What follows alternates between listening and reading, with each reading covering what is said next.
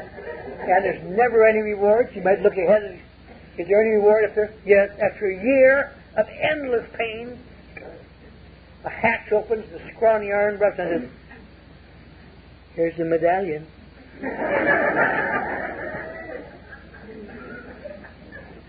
Is that all there is? That's all. So, that is not quite what I had in mind. That seems to work for others, but my case is different. I have more sophisticated needs, I guess. So the sixth step is a difficult step. I must become willing to have God remove all these defects of character. Either I must become willing to do what is necessary to remove them over a period of time. So that's really what I'm saying. Am I willing to do what is necessary? Am I again invoking the power of God to help me take actions that I'm afraid of and want to withdraw from? So the sixth step is really not terribly complex, but yet it's a great dividing point. Two great turning spots in all of AA. Fourth step, where I'd say 75% of people who come to AA never take the fourth step, or maybe higher. In fact, when you stop to think about it, there's someone in the big book, Bill talks about there's more people, or there's 12, but anyway, he talks about for everybody in AA, there's some people out in the street who've been to AA. It is my experience, I would bet today that I bet there are 10 people or more who have been in AA and sober who are back drinking for every member of AA that's sober. I don't know any long-term drinkers, for example on Skid Row, who haven't been to AA and been sober.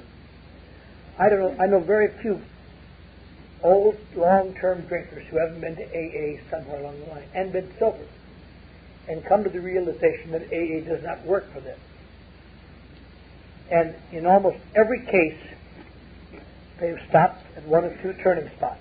They've been sober, but they have stopped at a fourth step, or they stopped at a sixth step. Very few people have taken all the steps and have gone back out quickly. You can when you're an old-timer. You can take all these steps, and eventually you go back out. We know how that works. But the actions, I have to take actions now that don't seem to apply to my problem sometimes in these steps, and they're frightening. Someone asked me to briefly, an analogy I used one time when I was talking, and I sometimes use analogies that are so strange I can't even bear to think about them later, but this one was a good one. I was using it as an analogy about good and bad treatment centers. When I was new, there weren't any treatment centers. I know. Sanitarium, trying out spots. And over the years, treatment centers sprung up and chains of them and individuals, and some of them were good. And most old-timers hated them. Yeah, treatment centers. As the years went by, I noticed some people were doing quite well out of treatment centers. Some weren't. And good treatment centers are indeed a great help. I think statistics indicate if you've been to a treatment center, go to AA, your chances are considerably better than just going to AA or just going to a treatment center. Because at least you're sober in some possession of your faculties. When you get to AA, you've had some pre-learning.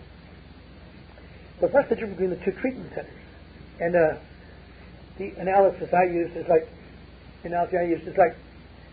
why would people want to go to a treatment center today when AA is free and it costs thousands of dollars for the treatment?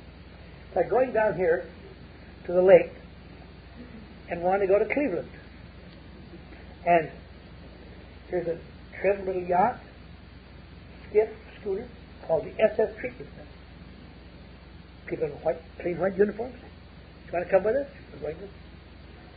Shoving off in a minute. Smell of good food wafting out of the kitchen, out of the galley.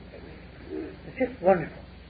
Down the beach here, two guys kind of skulking around some tall grass and saying, "You want to go with us? We're from AA. We got the invisible boat."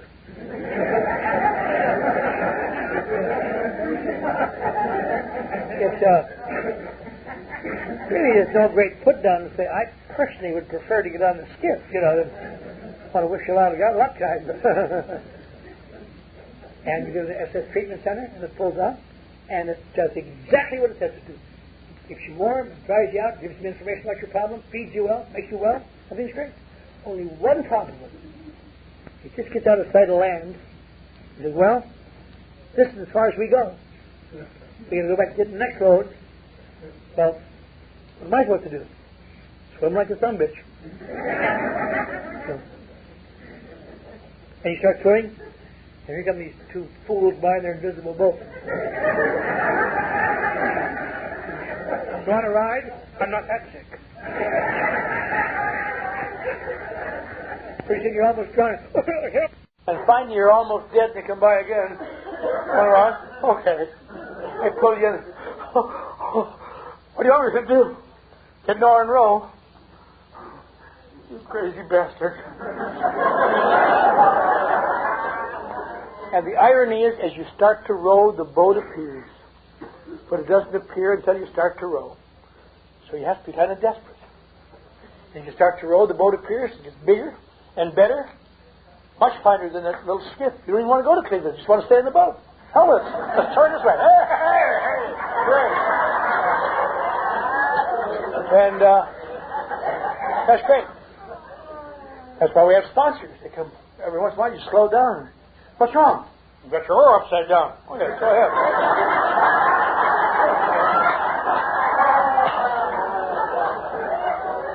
One of the reasons we get together at these meetings is to remind one another to keep rowing. To keep rowing. That's what we do. There's no new information here after a while. You can just keep rowing. Reinforce that. Keep rowing. God will help you row. Keep rowing. When you're tired and the rain's falling and you're cold, row. It's better. And that's fine, except for one thing. We see it around us. I hope it never happens to me or you. But you can stop rowing, you're on a great thing. If you stop rowing long enough, the boat starts to disappear, little by little. We've all watched old-timers who have had big ships, and they're back in the water, and they can't understand it. Jack and I were talking on the way over here from the airport about old-timers we have known who've gotten drunk and couldn't get back. I'll tell you why they can't get back. They say, I will do anything to get back to my big ship. But you can't have your big ship back. You got to row and start with a little boat again. Don't want to do that. I know about that. I'll get back.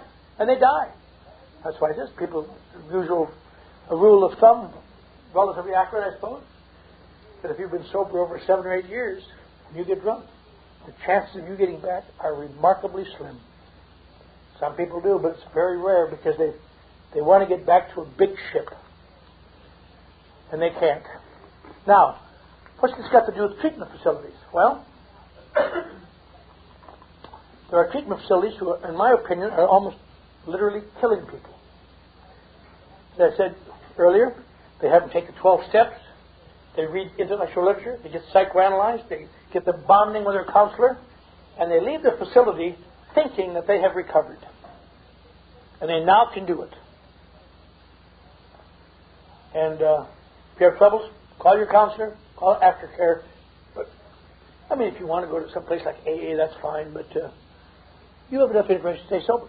And they literally kill people like us. The good treatment centers say, look, you've got information, you're dry, you're feeling good, now we'll leave you in the water. For God's sakes, when those two pukes come by in the invisible boat, jump in. Right now. You don't have to believe it, just do it.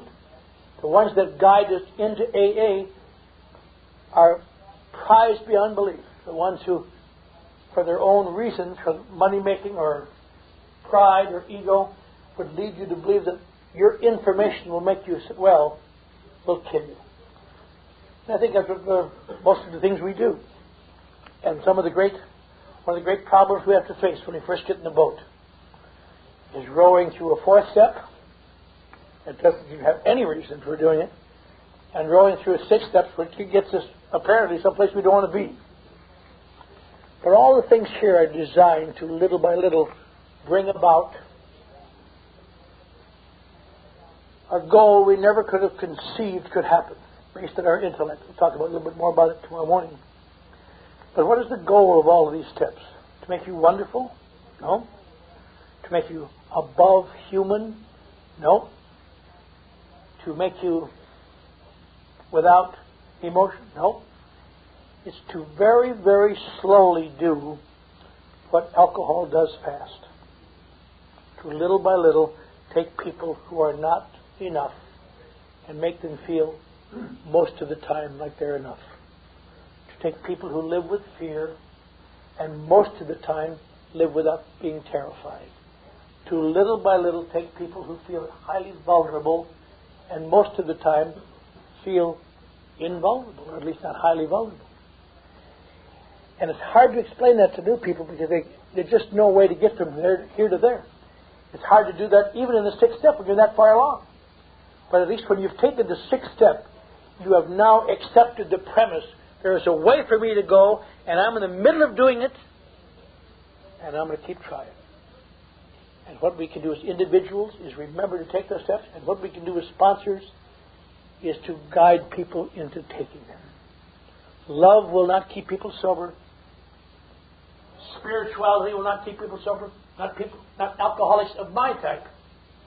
The other insight, these are all great adjuncts.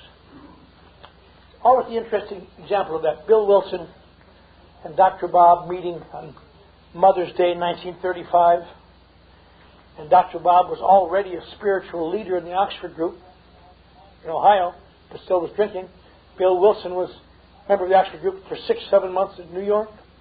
And they got together for 2 weeks in Dr. Bob's house and discussed spiritual values and spiritual breakthroughs and insights and God's will. And Dr. Bob got drunk. And when he sobered up this time, they realized that is now Bill Wilson stayed sober. He stayed sober by trying to help troops on the streets of New York. So they went to the Akron Hospital and found AA number 3. And the three of them went and found AA number 4. And they find our book. It says, action is the magic word. You must take the actions. The spiritual adjuncts are what come with it. But most of us would like to find a way to not do the action, but to bury ourselves and say, well, I'm just finding the spiritual concepts. I don't want to be done with that crass stuff. That's meaningless. That's just another nice way, in my opinion, of an easier, softer self-obsession. Getting out of self. Self-obsessed people getting out of self. People who have spent their whole lives trapped in conflicts between their inside and outside. They got certain techniques and people don't like it, but God damn it, they enable me to survive. Now you want me to give them up? Got to be willing. Give it a try. Maybe it'll work. Thank you.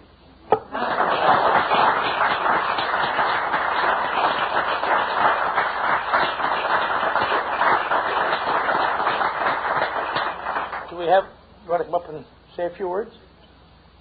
What? I'm going to say a few words. Oh, I was talking to her, but if you want to, that's okay. Hi, everybody. I'm Maggie. I'm an alcoholic. Hi, Maggie. I just want to thank Clancy for a beautiful morning, for beautiful sharing. We were going to have a little discussion on the step. We were going to have a little discussion on the step. Well, that's what I was going to sort of do a group conscious about. We were going to wrap up by 11, but I'm quite willing if you want to have about another 10 minutes of discussion. It's just fine. Discussion or sharing? Okay. But I wanted to get back to my room and worry.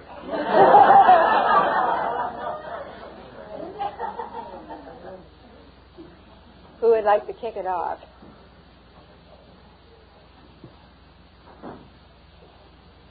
Tom. I'm curious. These two steps, we're talking about faith.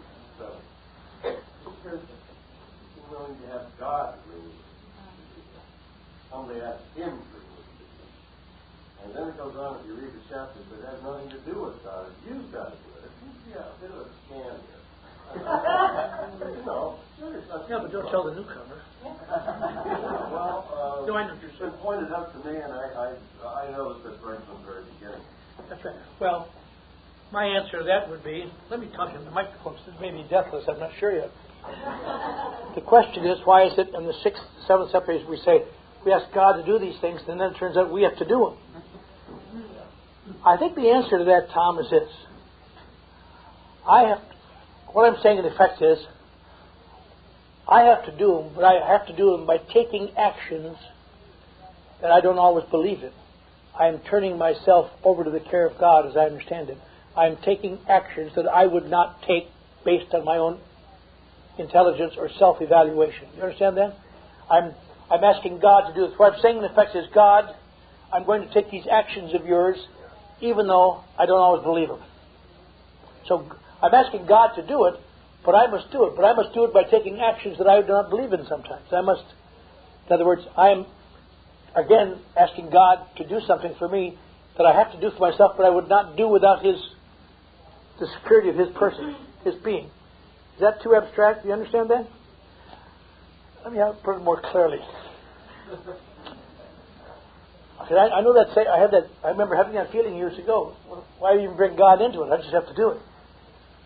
I'm asking God, of myself, I would never ask anybody to remove all of my defects of character. Some of them maybe, but not all of them. I have to ask God. That is the surrender. I'm going to ask God to help me become willing to surrender my defects of character. Now, I would not do that of myself. I'm asking God to help me do it. Help me become willing. Because of myself, I would never become willing. And the seventh step, which I'm going to talk a little later about, ask Him to remove these defects, is I'm not sure that I want them removed, but I'm surrendering to God. In other words, I'm asking God to do something that I'm afraid to do on my own. And to bring this about, I have to take actions. It's just like asking God to get me, God, help me get to Toronto. But I have to start moving. But I'm asking God to help me. Ask me. God, I think one of the great prayers in the 12th step, or the 11th step, that I think is the most impressive prayer of all the prayers in Alcoholics Anonymous, the one I've stuck with the most. Praying only for knowledge of God's will for me and the strength to carry it out. Because otherwise I get into dickering and promising and manipulating. But that's what I'm doing there. I'm saying, God, help me remove these defects of character. Help me to stay willing to do it. Help me to override my own damn selfishness and self-centeredness long enough to occasionally do something that will get me out of it. Now, I am doing it, but I'm asking God for the power. Is that clear? Well, not to me. Yeah, it is. You have your hand up? I thought you were taking your pulse.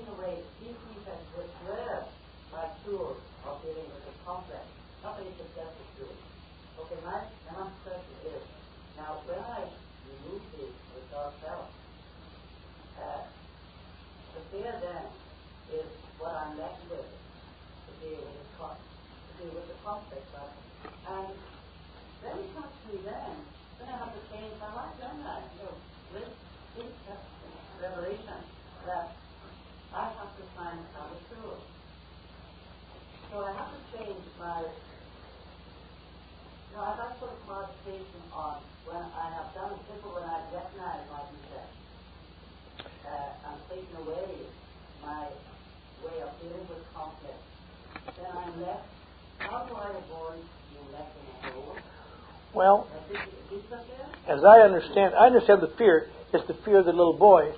If I say I got a toothache, I'm going to have to go to the dentist for the next 18 weeks. I would say that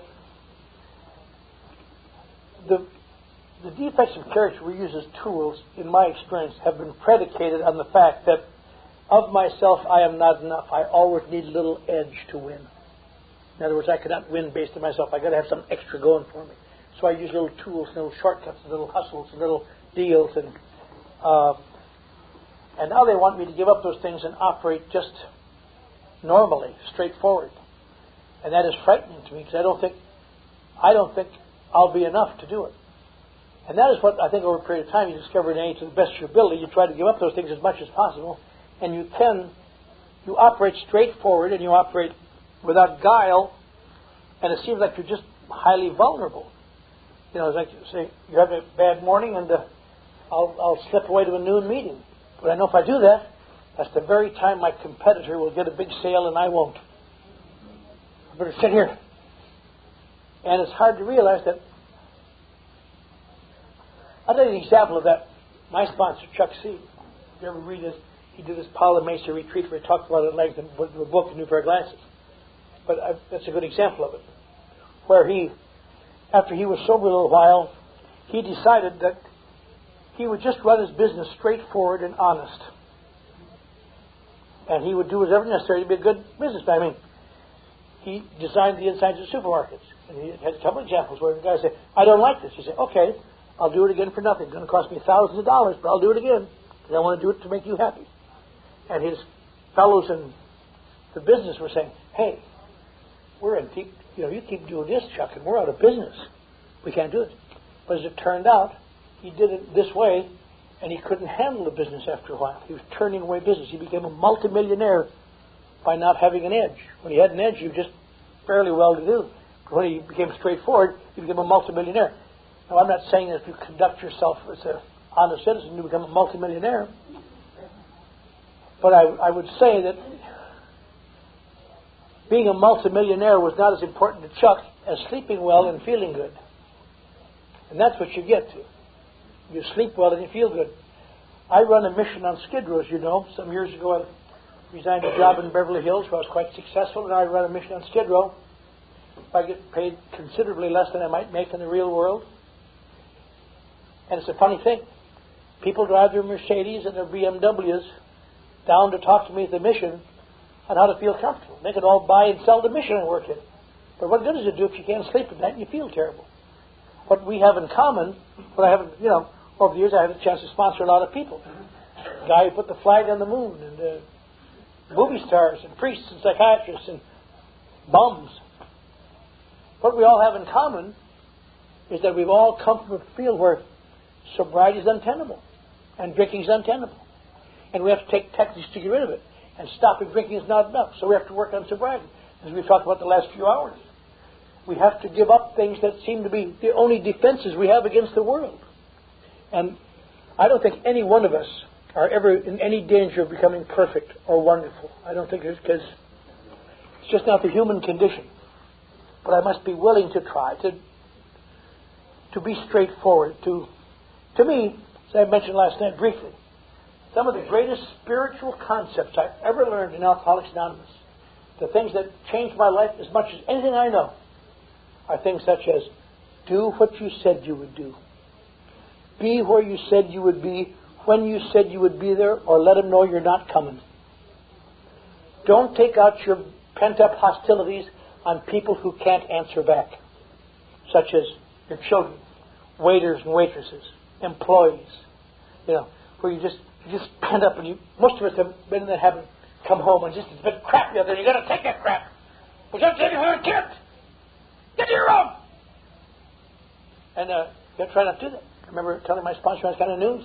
I said, it's upset today. I got to. She said, I know you. She heard me taking it out on the woman serving coffee at the club, and she's just an employee. God damn it, give me the coffee. You got to learn not to do that. I said, I've got to get it out. He said, there's Mike Ross. Mike Ross was a guy 6'6", big ex-football player. He said, go over and tell that Mike Ross. He said, you better will. I believe I can stuff it after all. But it's so easy to slide into that cheap gratification of taking it out on people who can't answer back. If you want to take it on someone you can answer back. Take it out on an equal or someone superior. Then it's amazing how your attitude changes. But these are the great spiritual values of me. Operating decently. Another thought, trying to wish for people what you wish you could get. Jack and I talked about it earlier. But all the things that go into it. I don't think there's any danger in the sixth step that you and I are going to become saints. But we have to become willing to try to take care of these things as they crop up. I hope that answers your question. I don't know any better way. We might as well go eat lunch after a while, huh?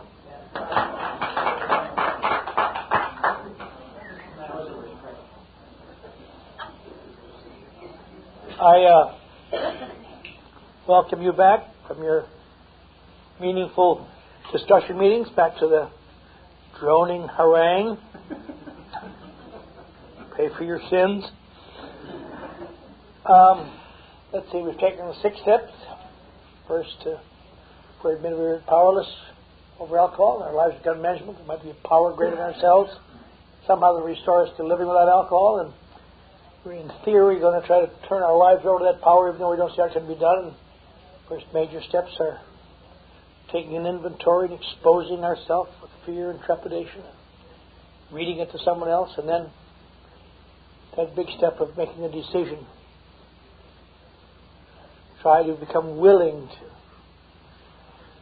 ask God to remove these defects of character, which brings us up now to step number 7, which is the shortest step of all the steps, only 7 words, but it has one of the great connotations, one of the most meaningful of the steps.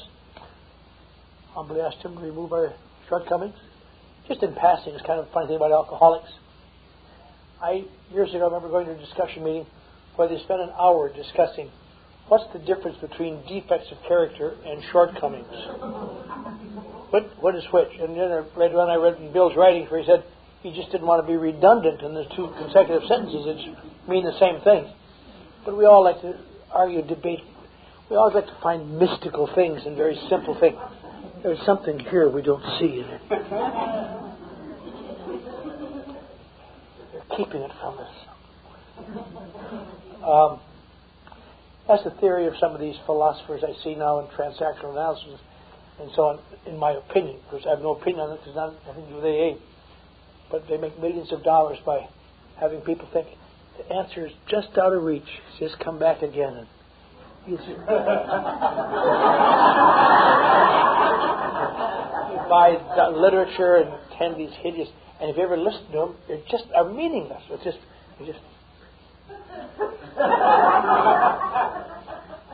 But Alcoholics Anonymous isn't that way. Alcoholics Anonymous, Frank, no talking when you speak. If you must speak, it's okay to loudly say, "Isn't he wonderful?" But let it go.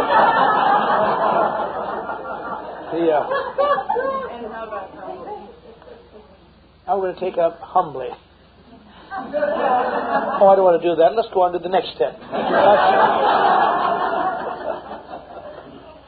But humbly asked Him to remove our shortcomings. We're going to now, we became willing, tried to become willing, ask God to help us become willing. Then we become willing to do that. And what we're doing, that is the first place, I think, in the steps. Of course it is, where we get into what humility. Humbly humility. And humility is always one of our goals. It's always a question. What is humility? Is it Uriah Heep? Is it somebody just standing there and saying, "Oh, you ran over my shoe with your car. I hope I didn't hurt your tire." Mix it up with humiliation. But it is, little by little, I've come to believe that humility is a very, very, it's an effervescent thing. After you've been around a while, even when you got it, you don't know you got it. You only know you haven't got it when you haven't got it. It seems to me humility is that rare ability of somehow being able to be yourself and figure that's enough. Just being yourself, not having to have a front, not having to have an image, not having to have them think. And nobody can maintain that very long, I don't think. But we sometimes talk about newcomers coming to AA, and we say they're arrogant. We've got to tear down that wall and bring them to humility. And really you'll discover it's the other way around. Because this pride they have is nearly always an overcompensation for feelings of inadequacy, of not being enough. But you build up over the years this wall of apparent ego and arrogance, and you can believe it sometimes yourself, that you really are superior, except when it's 2 o'clock in the morning and you gaze in the darkness and want to commit suicide. But when your rational powers are going strong, you can believe that I really am. I'm too good for this stuff. I'm not. But it's been my experience that if you want to help people get humility, you build up their ego. You build up their self-worth. You have them take actions that build them up. Because as they build up, the compensatory wall comes down little by little. And little by little, you work yourself up to humility. You work yourself up to where you feel that what's inside of me is enough. May not always, very long you may think of that, but that's what I believe humility is. Or just being me is enough.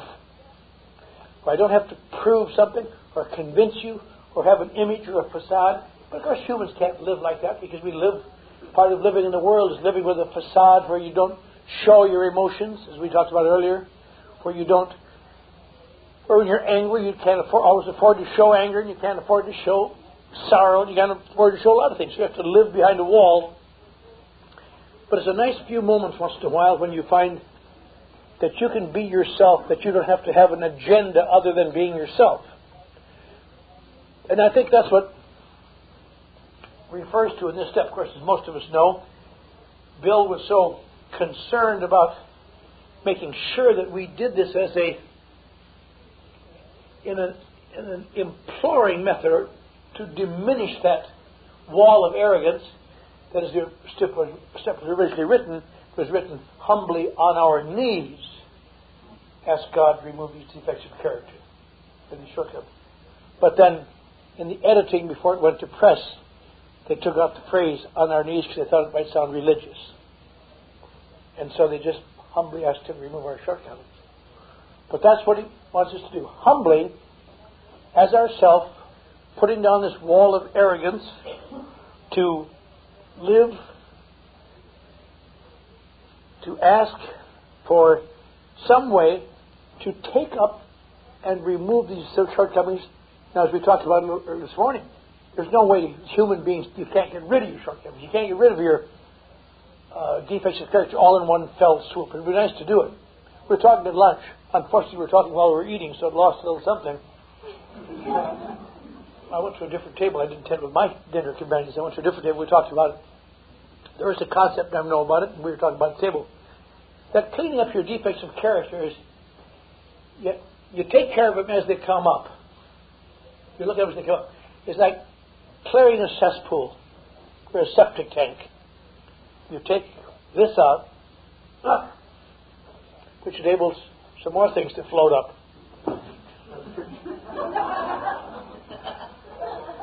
Oh, Jesus. And it's just an endless job. Pretty soon you want to go in the house. I think I'll get the rest of that next season, or the season after that for sure. Which reminds me of something. This is no time to say it, but I know I'll forget it because other people and I might forget it. If anybody knows where there's a plunger around here, I can use it.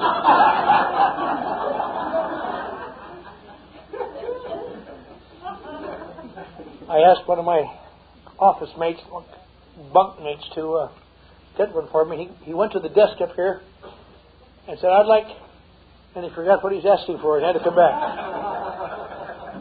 And you have him defend you in court someday. See how that works out.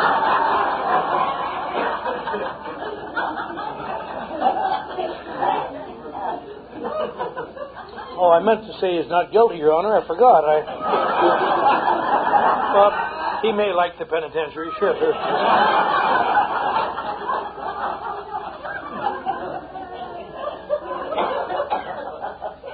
We can humbly ask God to remove these shortcomings, to little by little work on the things.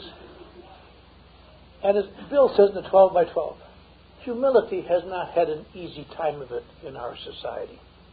And it really hasn't, because there's so many things there's so many emotions that we have to deal with, the negative things that the Humility is always kind of put down. Humility seems like kind of a emotion. We believe in things like pride. Take pride in yourself.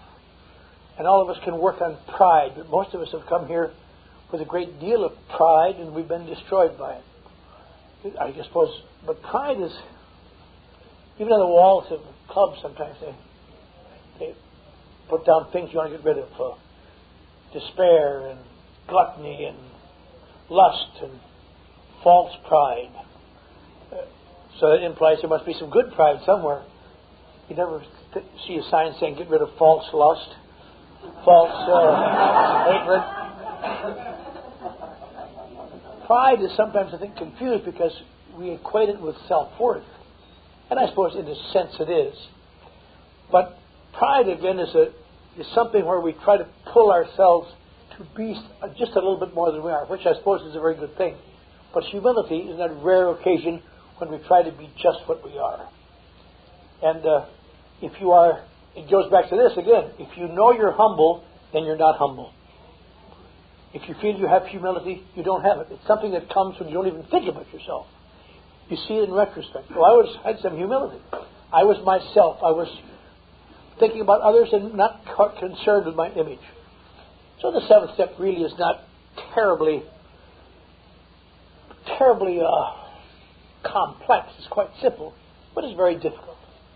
Because I am now signing that agreement in principle I agreed to in the sixth step where I said, yeah, I'm going to agree in principle to sell it, and now, or to buy it, and now there's something, I'm going to put my name on there. I'm going to buy it.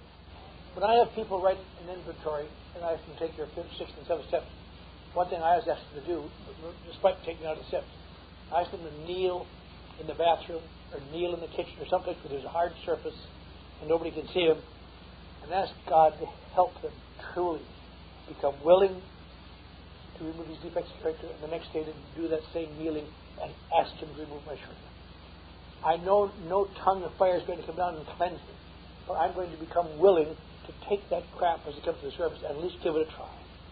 And a lot of it I may not be able to get in the first swing, but I'll get it little by little. And I got to be willing to do it. I think that's what they mean when they say, as the years go along, the road gets narrower. It really gets more comfortable, but you're picking up more crap and throwing it aside. You're able to, at last I'm able to get rid of this thing. And at last I'm able to get rid of this thing. I see how meaningless and how painful this has been, and I thought it was bringing me happiness. And so over a period of time we do that. Then we get to the end of that step, and we've made a decision to, and decided to ask God to remove these defects of character. And you get to a couple of the steps that I think are really the most gratifying of all the steps, although sometimes they're very difficult. And that is the eighth step, of course, the eighth and ninth step, the eighth step, where we have to make a list of all persons we had harmed and become willing to make amends to them all. And that is easy for some. I mean, yes, there are some people here that I've hurt, and I don't mind saying I'm sorry to them, but there's a lot of other people who have hurt me worse than I hurt them. Where's the step where somebody makes an amend to me? Where's the step where something does right for me? When some of these people, they've ruined my life, some of them, it seems to me. They're just terrible things. There's an interesting concept in dealing with the eighth step and how you deal with all of these things where people have hurt you. And you have to decide which ones you have to make an amend to. And I think it sounds difficult on the surface, but what a remarkable help it is if you can do it. And that is, you go into it by saying, I'm going to start off by forgiving everybody who has hurt me. I'm going to forgive everybody who's hurt me. They're all forgiven. And you can do that to a point easily, except for 4 or 5 people, and we're still going to get. And some of these things they've done are unforgivable, and I can't expect you to forgive those. But you've got to try to be able, little by little, to forgive everybody.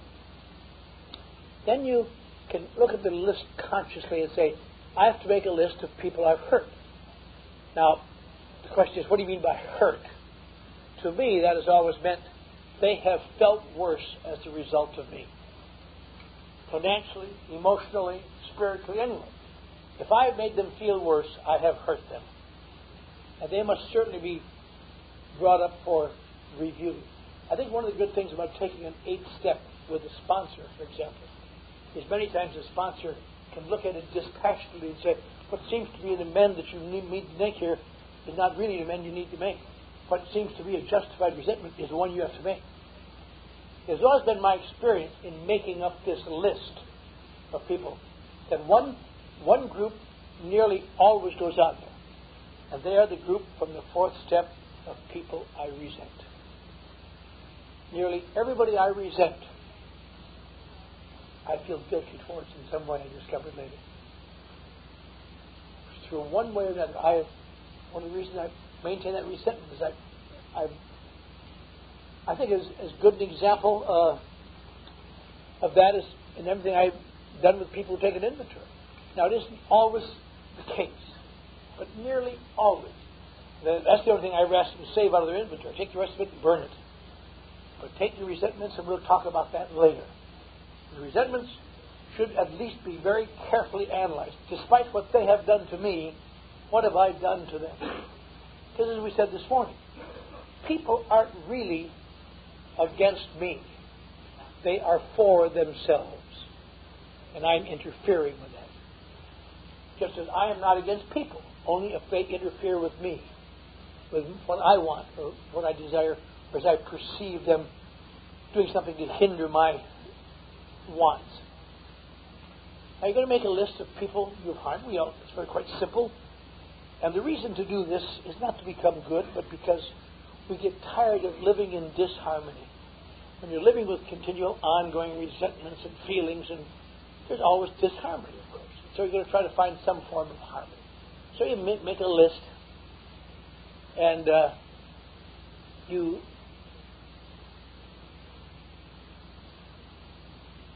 I know on my list, on my 8th step, one of the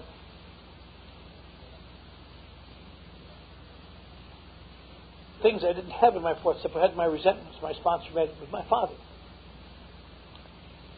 And my father, I always felt, had partially ruined my life. When I was a boy, he had left my mother and I, and he'd married another lady. And I'd never seen a divorce before that. I lived such an insulated life. And not only that, but he always wanted to make demands of me. He always wanted me to do more than I was doing. He always wanted me to. I had all sorts of reasons why he ruined my life. Partially. It was one of the reasons I could always feel victimized. That's incidentally, in passing, one of the things that very cunning and baffling and powerful about this list. Sometimes you have to put people on there who you feel have victimized you, because you'll never get rid of the victimization unless you find a way out of this, in my opinion. But my sponsor said, why don't you put him on your list? I said, because he has hurt me much worse than I've ever hurt him. He said, the point is that whatever he did, you were a rotten son. You were not a good son. He may have hurt you first, but he may have had reasons for doing that, but you had no reasons to punish him. I didn't talk to my father for 10 years when I wrote this list. And I never was going to talk to him again, if I could help it. So I thought he was he made me put that down. He made me put down employers that had screwed me around, that I had to go back. One of the things that put on the list that's kind of strange is there are people I have hurt who I can't make amends to. I can't make amends to my grandmother. She's dead. Can't make amends to an old guy that lived down the street who I hurt badly. Not really badly, but hurt badly if it bothered me. And I can't... but you put them all down. Kind of a long list after a while. And you must... then you at least, in theory, are willing to make amends to them all. It's not a matter of some spiritual fervor. It's a matter of making amends to them. And that really There isn't anything mysterious about the 8th step. You put down things, the people you resent, the people you've hurt, all these things, and we all know that. I mean, there's nothing in a step seminar. All of us are knowledgeable to that. That's all there is to it. There's nothing spooky or miracle or miraculous about it. In the 9th step, we try to make these amends. And usually it's nice to have the help of someone, like a sponsor, to see what is meaningful and what isn't. Some of the difficult amends are, for example, not difficult, but I mean they're mechanical, but they're still a little difficult. It's like amounts of money that you can't pay. To call up that collection agency and tell them where you are and what your real name is.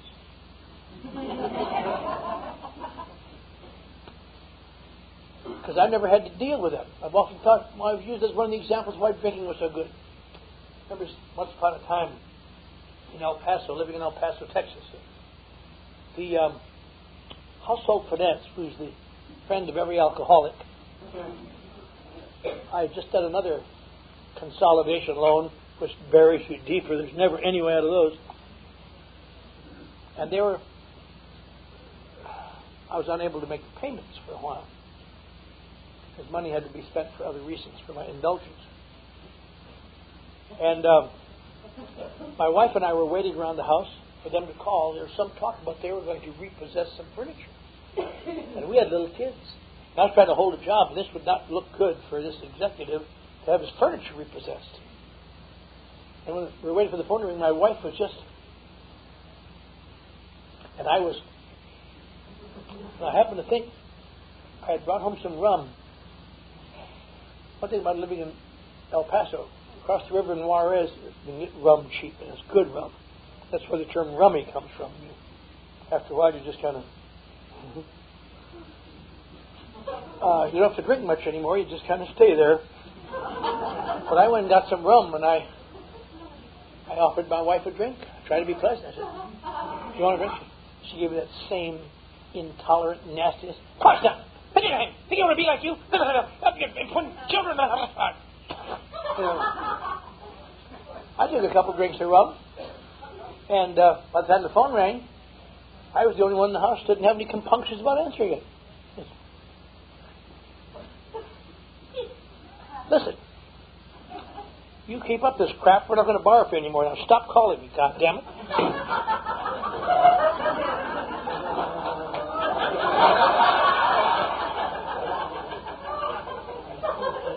But now I'm sober, I don't have that way to go. Hello. I'm working 12 golden steps to recovery. Will that work as payment? No, it won't. So if you're willing to go to people and say, "I'll pay you $5 a week," and they say, "That isn't very much, but that's all you got, we'll take it." I've never heard anybody send the $5 back. And make amends to people that sometimes it's very difficult because they don't. You'd like to make amends and have them say, "You're so wonderful. You've come here and made amends. You're just wonderful." And sometimes they don't do that. I went all the way back to Dallas to a big advertising agency, and I made an amends to a guy. I went to see him, and I said, "I came here, I had a hard time getting in to see him. I'd been one of his better men at one time, I thought. So I want to come in, I'm in Alcoholics Anonymous, and I want to make amends for the problems I gave you here." He says, "Well, what are you doing in Alcoholics Anonymous?" I said, "I guess I'm an alcoholic." He said, "I never thought you were an alcoholic." I said, "Well, why do you think I did these things? You know, this stealing the company truck and wrecking it and little thing." He said, "I thought you were a son of a bitch, and I still do." And I almost had a new amend to make. I was going to punch him in the face. But I did. I walked up. You make amends like that, and it's. I remember my making amends to my father. Oh, my sponsor said, "Write him a letter. Tell him you're sorry you're a bad son, and you wish him well. And I wrote this letter, and he did something that I learned from, and I've done it ever since. He said, let me read it before you send it.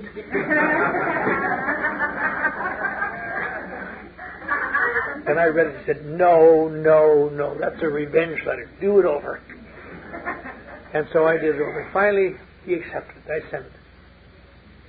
And I got very little response. I guess I didn't get the response from my father.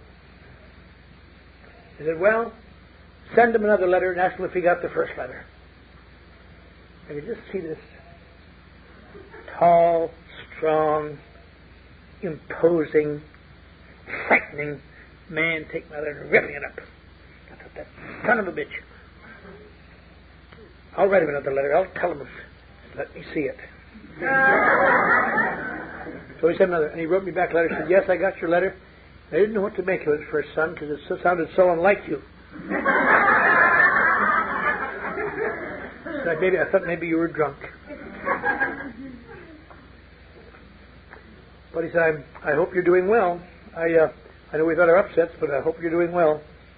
I thought, well, that's nice, but it isn't much to show for the years he hurt me. And about a couple of years later, or a year later, my sponsor made me send him birthday cards and Christmas cards. And a year later, I had to go to Minneapolis for a convention where I was working. I was about 2.5 years sober then. I was working in this big medical corporation. And I lived 90 miles away from there, so I made arrangements to go down and see my father. I said, I'm going to come down and see you. And it was difficult because I went down there. There's this house, and I didn't like his wife. I hated her. This tall, imposing, threatening guy. I rang the doorbell, knocked the door opened, and there was no tall, threatening, imposing guy. There was a short little guy. Oh, son, how are you? So glad you're feeling better. I thought, what happened to that big guy that used to push me around? I don't know.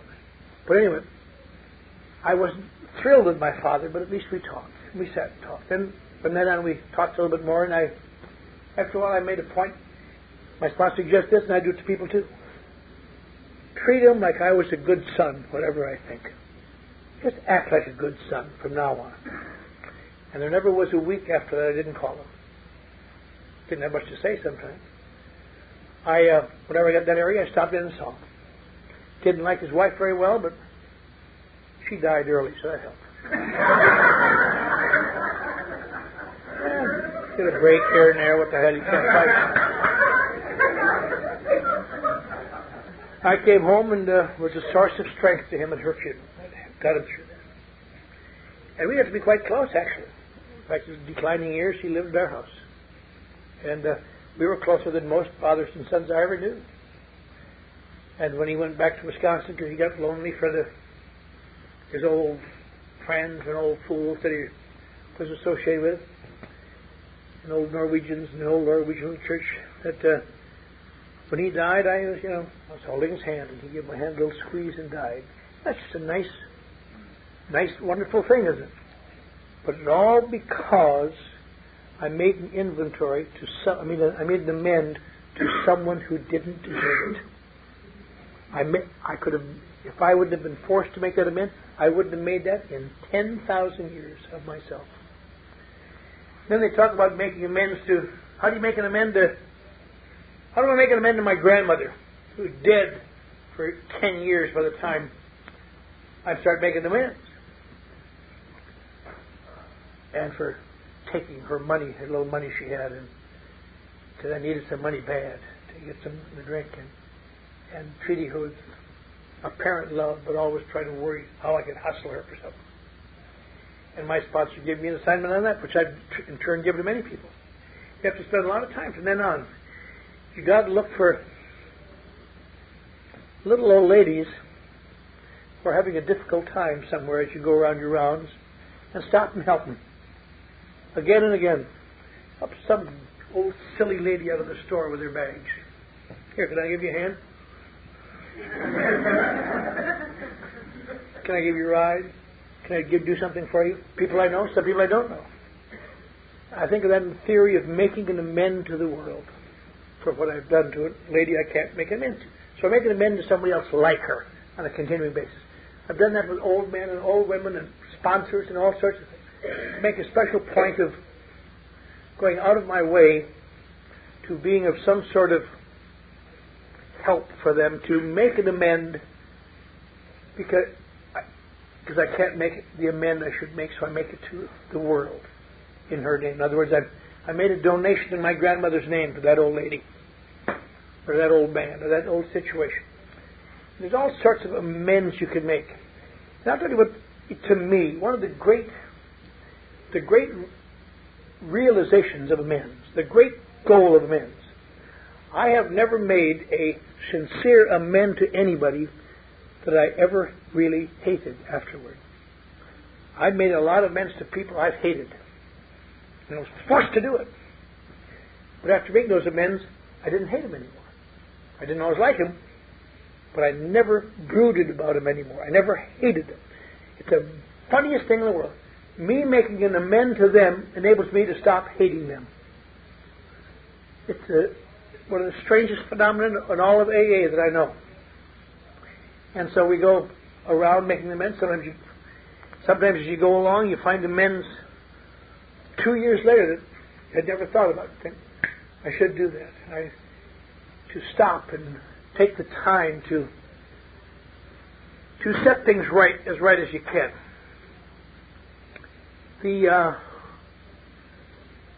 I don't know, as I said this morning, at the end of the 5th step and the end of this 9th step, I think are the two great apparent moments of gratification of all the steps.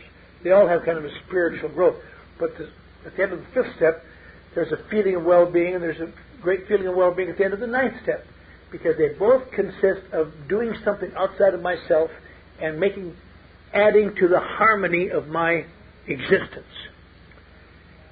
And I think it is not a surprise that at the end of the 9th step is where Bill Wilson has put the promises in the book,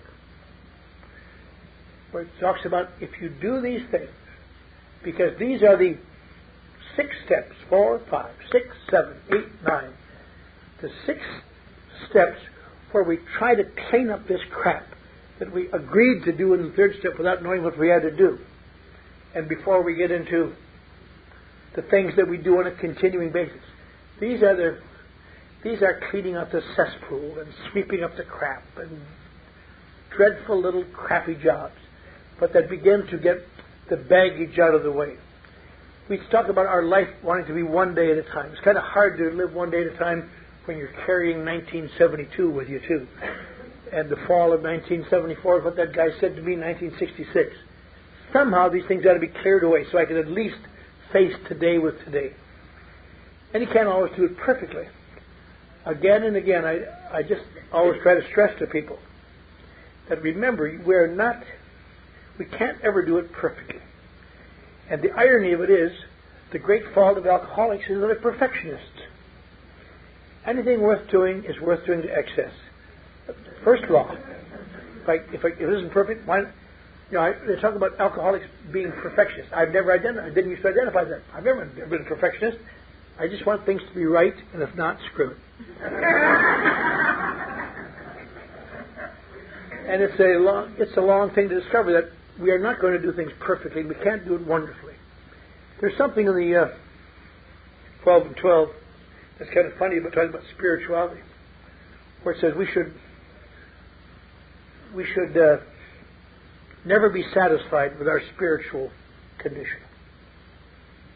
We shouldn't rest on our spiritual condition, which gets back to that same old phenomenon in the book that sounds strange until you begin to realize what it means. The good is the enemy of the best. We stop halfway. As soon as the heat is reduced a little bit, because we're by nature easy weighers, and we stop a little bit.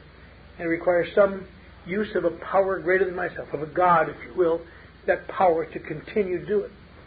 God works.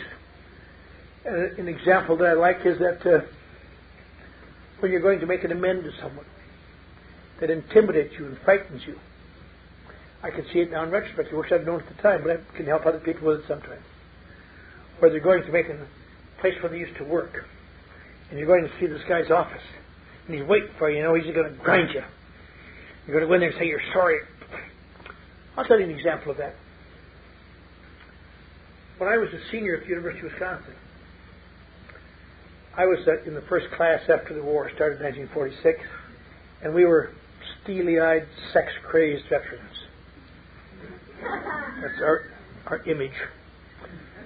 And we were wild and did a lot of things because we were scarred by the war.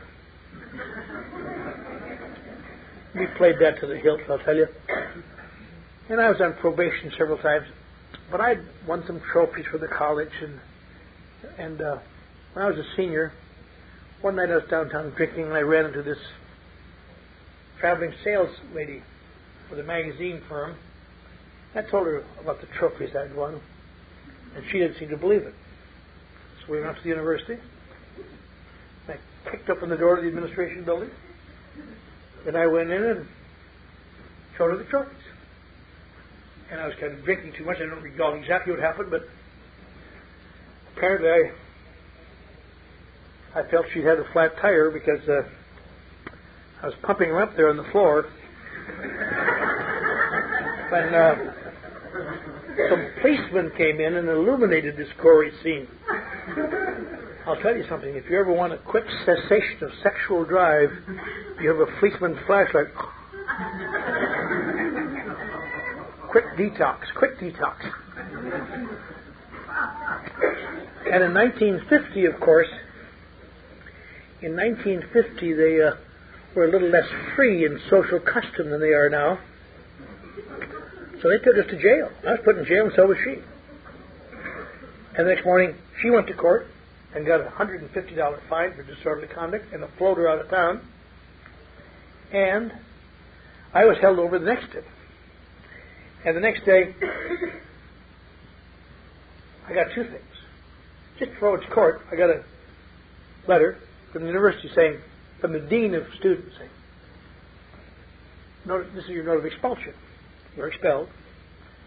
And then he had written in a hand letter, I've worked time after time to protect you. All you had to do was go 2 more months. And I begged you to take care of yourself. But I told you not that drinking off and nonsense. You would not do it.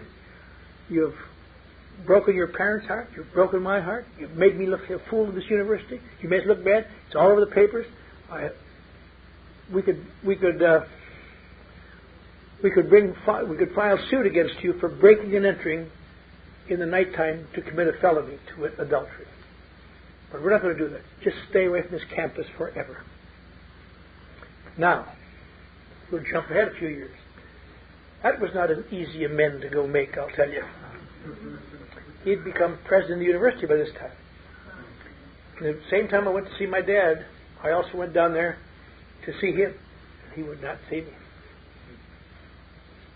Told the secretary, I heard him say, I'm not in, and tell him I'll never be in to him.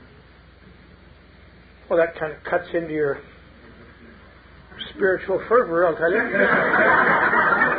I wonder what he'd say, oh yeah? Are you into that? I'm here to tell you about God, you son of a bitch. But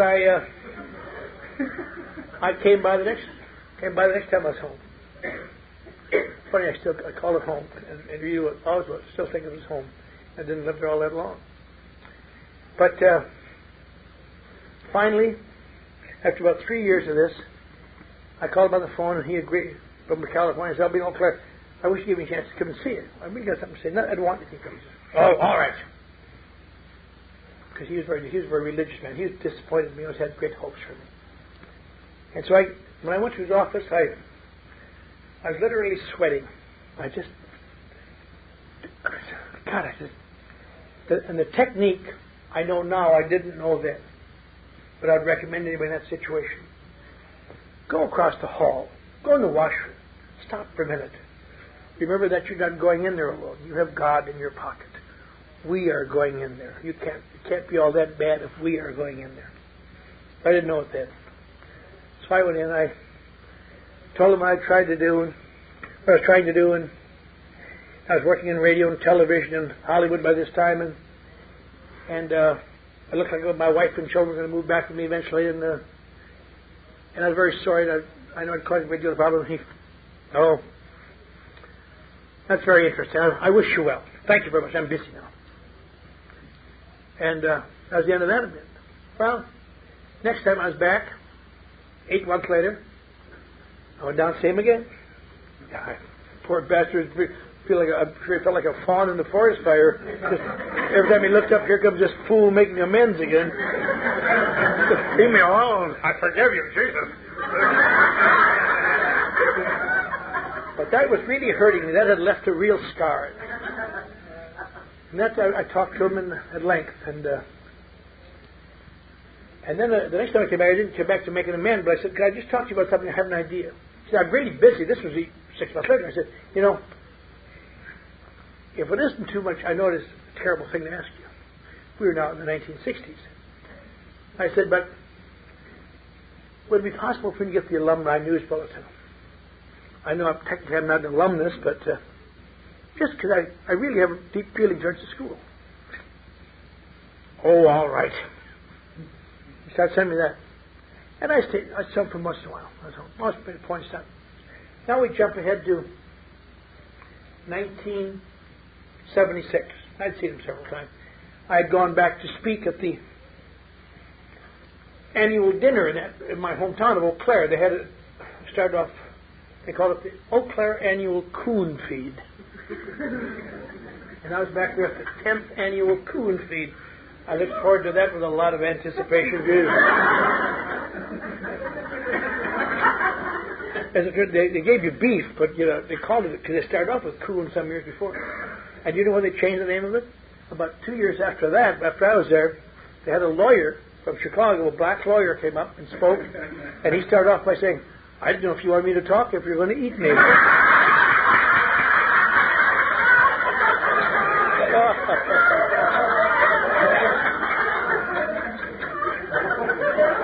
But I went up there and spoke, and he was invited. He'd never been to an AA meeting, and they'd invited. It's kind of funny. They invited the chief of police. Part of my talk, I was able to say I was one of his first arrests when he was a rookie. There's a feeling of continuity in that way. I'll tell you something funny to you that may give you some hope if you're still going through any problems. That I've discovered over the years. If you turn out well, all of those early things become amusing little legends. Remember that time? Oh, gosh. If you turn out badly, they're proof you always were a no good son of a bitch. It just depends on how you turn up. Because I go back and people chuckle and laugh about things that 30 years ago they wouldn't even talk to me on the street because of those same things. Now they're, remember that time? Put their arms around you and feel like, get their hands off me. Now, there's some end to this story, hopefully.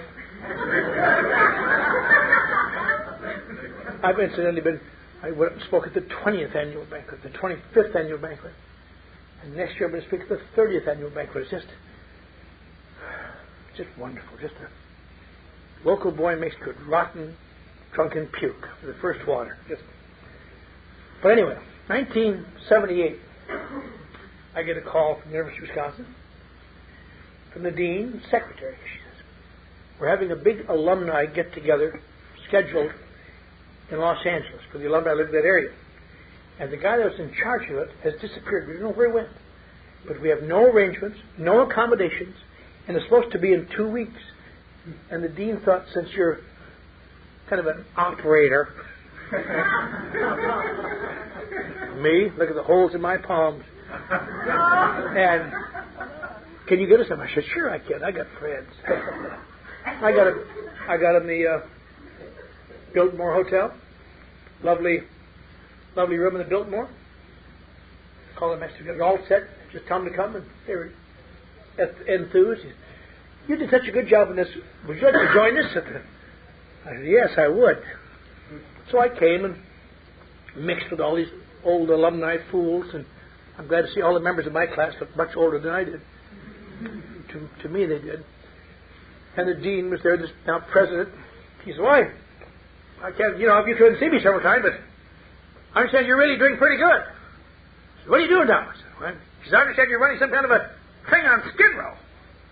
I said, "Yeah, I am." He said, "Well, that's not like you, is it? To look out for anybody else. What's in it for you?" I said, "Well, just doing it." He said, "I'd like to come over and see it." I said, "Okay." So after the thing, we went over to the Skid Row. It was on Sunday afternoon. We walked up through this clean, sparkling place. One of the few missions in the world that doesn't smell like disinfectant and urine. It's clean and sparkling, but deals with just dying men and women. And he saw the whole thing, all staffed by people who used to be classified hopeless people on the street. And he couldn't believe it. He said, "I can't believe this. I know it's true, there's your name on your desk, but you've really changed a little bit, haven't you?" "Well, I hope so, Prez." I felt just like I was back in being intimidated again. I hadn't felt that way in years. I thought, sorry. So he said, "Well, impressed me pretty much." That was the end of that. Now, we jump ahead a year. January 1980. Get a call from the University of Wisconsin. "Well, this is Miss Carlson from the alumni office. President is retiring this year, He's retiring from the job." I know that. Nice man. Glad. Wish him once was dead. Not going to do that. You want me to contribute towards the going away, President? What is it you want me to do? She said, "No. It's a strange thing. He has recommended that you be named our alumnus of the year and come and speak at our commencement." I said,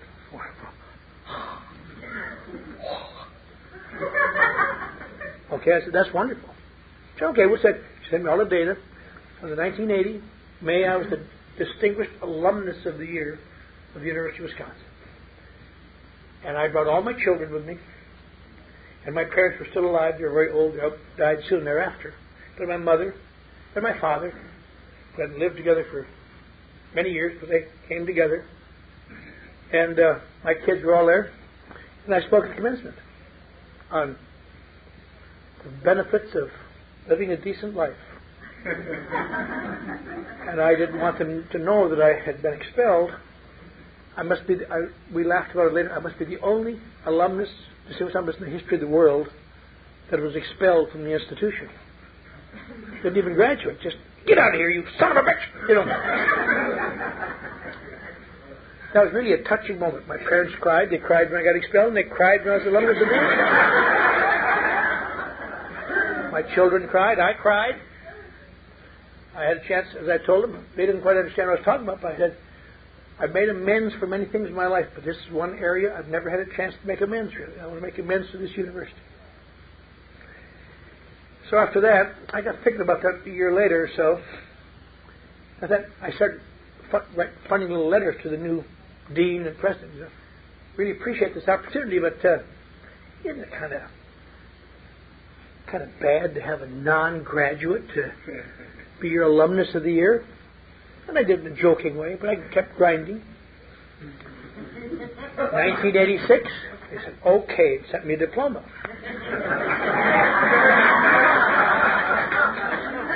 So now I'm a member of the class of 1986. I by far look the oldest of anyone in that class. But again, that's a long, tedious story. But again, that's an amend I never would have made. I would have been ashamed to go back and face that old guy, and the first time he saw me, I never would have gone back, I'll tell you that. I don't mean that every time you go back and make an amend, you're going to be an alumnus of the year, or you're going to get close to your father, but I'm sure that good things can happen. And if nothing else happens, you will lose the hatred for those people. You will lose the terrible separation. You, in a sense, you lose your sense of isolation.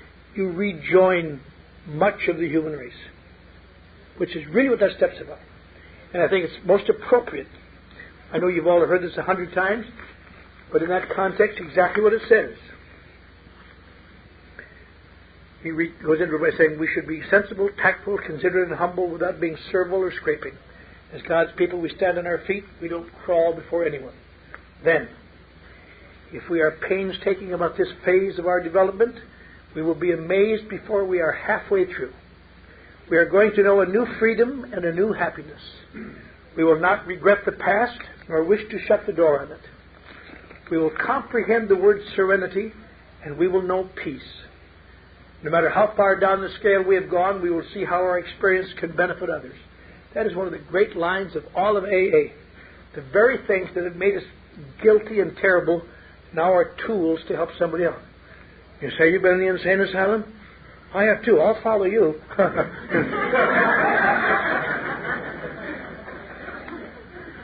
The first guy I sponsored that stayed sober. I had tried to sponsor several people, but I increased their drinking as far as I could tell. But this first guy, my 2 years sober, he's at his first meeting. He got me afterwards. He said, "I'd like you to be my sponsor." I said, "Sure." And he became my sponsor. I became a sponsor. He stayed sober. Later, he told me why he wanted me to be a sponsor. Why do you think? Because he didn't have any front teeth, and I didn't have any front teeth. And I was sober 2 years without front teeth, and he realized it's not necessary to have front teeth. He understands. You might say, you may wonder how long I went without front teeth. I should describe that. When I was 2 years sober, I got this job in the medical corporation. And I said to my sponsor, well, got some money put aside now. I'm going to be an executive. I'm going to be a writer in the advertising department. I'm going to get some front teeth. He said, for Christ's sake, send that money to your kids in Dallas. They have so little. I said, I send them money every chance I get. He said, you just haven't sent them enough. You got enough to buy front teeth. I said, Jesus, Bob.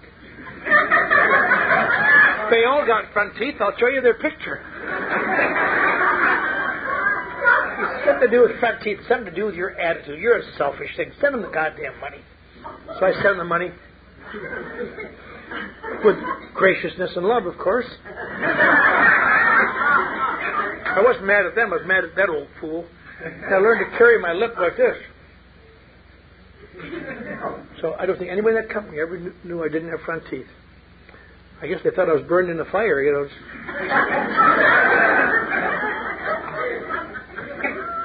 But I went to work every day and I did the things, and eventually I got some front teeth. Now I tell newcomers that, I may have said it, maybe the provincial, I don't know if I did that, but I lost my teeth now. Like our book says, we're like men who have lost their front teeth, who never grow new ones. As I often tell them, if you're concerned about losing teeth, let me give you some hope. Once you become like me, spiritually transformed and almost holy, they grow back.